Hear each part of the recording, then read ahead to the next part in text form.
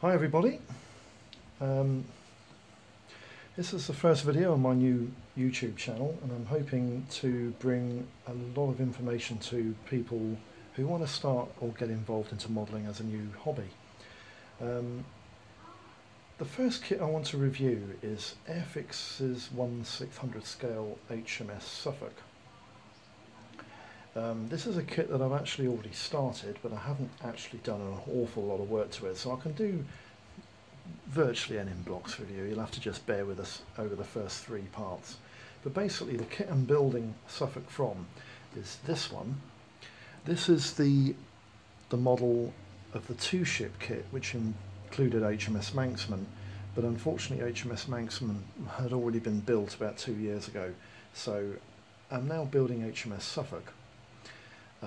The model itself, this is a 1990s release model, but the kit itself was originally released in 1964.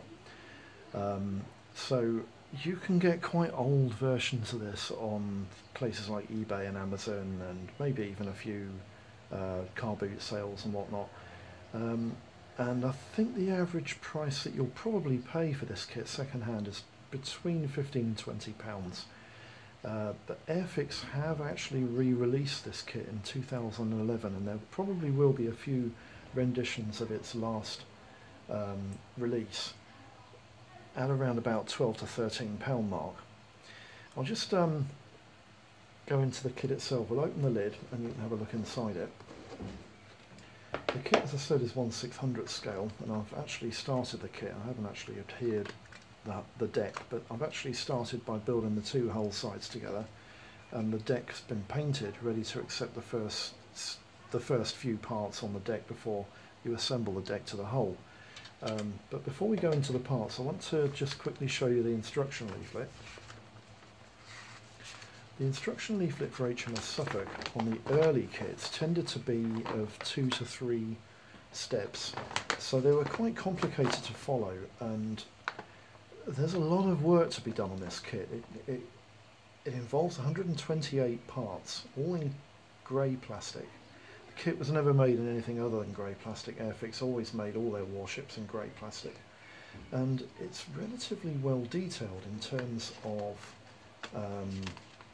superstructure, guns, anti-aircraft mounts. There's quite a lot of dinghies on the deck, small installations, lifeboats, launches. There's even an aircraft and a hangar deck and 2 cranes, as you can see. And there's secondary armament, which is dual-purpose guns. And all are quite faithfully reproduced, as you'll see in a minute when you see the parts. The kit is, in my opinion, relatively well detailed for a kit in 1/600 scale. And when you think that the kit's moulds are 42 to 43 years old, because it was first released in 1964, I think the amount of detail you have in the kit is quite high. The kit generally comes in a paint scheme which predates the Suffolk to about 1937, and she was painted at the outbreak of war in all grey, and then she was painted later in the war with a disruptive camouflage, which you can see on the box artwork. The interesting thing about this is that this artwork tended to be applied to her when she was in the Far Eastern service, and if you wanted to make her as she was during the Denmark Straits incident against the Bismarck, she actually had a different disruptive camouflage scheme, which is quite easily accessible on a Google search, but it is distinctly different to the one that you get on the box art on the kit. The model itself is a really, really good fit. One of Airfix's major problems is that when you put the whole halves together, it's very important to use the deck as part of the jig to enable the kit to be jigged together, because if you don't, you end up with gaping big holes in the middle of the underside of the hull. And Suffolk, this particular kit, is actually quite good. The holes under the hull halves don't seem to be that apparent, and the deck looks like it's going to be a reasonably snug fit, which I'm quite pleased about.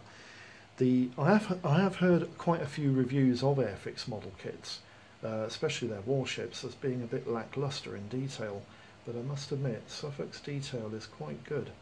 She has a lot of the anchor chains in the forecastle there, and they're all faithfully reproduced.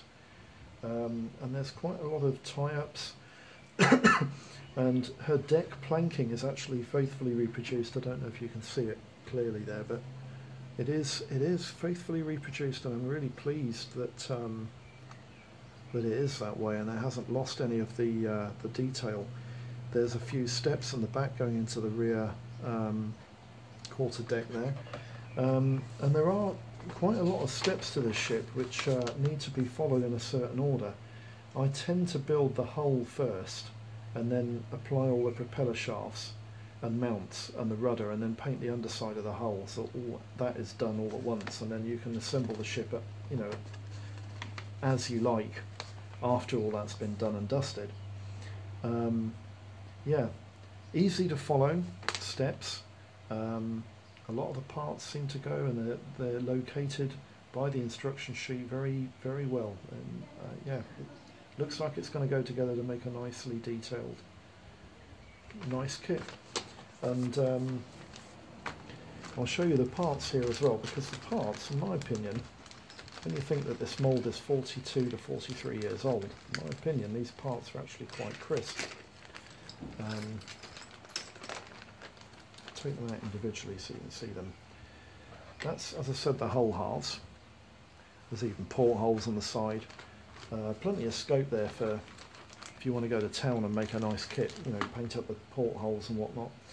You've got an array of lifeboats here, and there's the secondary dual-purpose gun mounts, the casings, some anti-aircraft guns there, and that I think is the aircraft catapult mount. The propellers, they're all intact, and they're quite nicely shaped. There's no abnormalities with the plastic.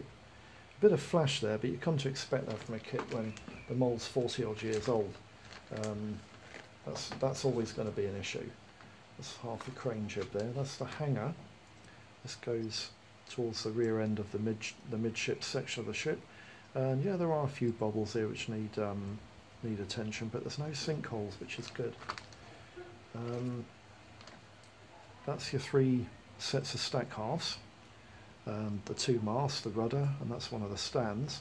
One of the issues I do find with HMS Suffolk in 1600 scale is that the kit's jibs for the cranes are a bit heavy and thick set. Can you see that there? They're going to need, if you want to make them more realistic, they're going to need quite a lot of attention in thinning them out. Yeah, and that's not going to be an easy job. So that's one issue there I've got with the kit. That's one of the rear, I think that's X-turret is rear mount, and that's the second stand. That's part of the midships where all the stacks and the secondary guns go. More superstructure sections. It's quite crisp. There's not an awful lot of flash there, which is really quite good. Airfix do have issues here and there with flash, but I must admit most of the flash is on the sprues and not on the parts, which is good. There's a lot of small parts on this kit, so that the detail is quite good. And the bridge actually has window slots there. There's no glass, obviously, the kit's too small, but yeah. Ship davits here. There's a davit that's come off, but I've got it in the box, that's fine. Mast panels and propeller shafts and bits and bobs. There's no issues with these whatsoever. No flash, apart from that bit there that will need trimming off, but that's not that bad. And one of the other issues which a lot of modelers find when they're doing in-box reviews with Airfix kits is the turret tops tend to have what we call in the trade sinkholes. This is where the moulds have the plastic injected into them, and the top of the mould, when it's brought to, you have what's called an injection mark, and often they use the top of the turrets as the injection site to put the plastic into the mould, and Suffolk hasn't got any, which I'm really pleased about. There's a little bit of flash on one or two of the turret tops there, but no real major issues, and they should clean up quite easily. The gun themselves, the guns themselves have little bits of flash on the tips, but again, a modelling knife and you know, a bit of attention here and there, and you shouldn't really have any problems. It should go together quite well.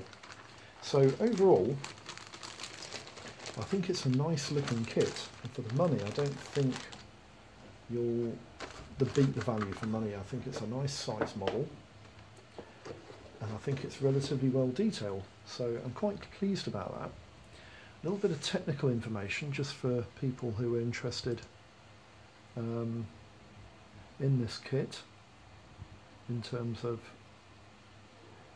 technical info on the model itself. I can just find this detail and then I can bring it all up for you. The kit itself is built in 1/600 scale, and as I said before, it was originally released in 1964. The kit measures 32 centimetres in length. It's approximately 7 centimetres high and 3 centimetres across her beam at the widest part. It comprises 128 parts in grey plastic on 6 sprues, and the early kits were depicting Suffolk in her pre-war colours, which basically was light grey on the hull and superstructure with buff funnel stacks. The later kits that were released by Airfix tended to be of post-1941 colour schemes with disruptive camo. You can see the disruptive camo on this image here. The interesting thing about this particular scheme is that if you wanted to build a Suffolk of 1941's disruptive camo for the Denmark Strait incident against the Bismarck, that camo scheme is actually incorrect, and you need to find a different scheme, but it is relatively available easily on a Google search. It's no problems whatsoever, you'll find it. Airfix released Suffolk also in a 1/1200 scale as a waterline kit, and this can also be found as a complete set to sink the Bismarck set. The ship is also included in that kit set as well, which was released about 5 or 6 years ago, I believe. And you can probably find 1 or 2 of them on auction sites like eBay or whatnot. The average cost of the 1/600 scale HMS Suffolk from Airfix is about 15 to 25 quid depending on the age, and in the 1200 scale model it's about 10 to 25 quid depending on the age. The 1200 scale ship tended to be on a card kit in Series 1, but as I said, it is also available in the Sink the Bismarck kit range, which is in a box similar to that. The 1/600 scale rendition, the most modern release, is in a red box modern release kit like this, and her early predate 1964 release kit is on a Type 3 box like this with a red stripe on it. You'll find that kits with the red stripes, or even in the 70s issue, they're the ones that are likely to be about 25 quid. The ones that are in this type of box tend to be about 15. So happy hunting, and if you decide to build a Suffolk, the Airfix kit, in my opinion, is a pretty good option. So hope this video has been of use, and I'll see you again with the next video. Thank you very much. Bye bye.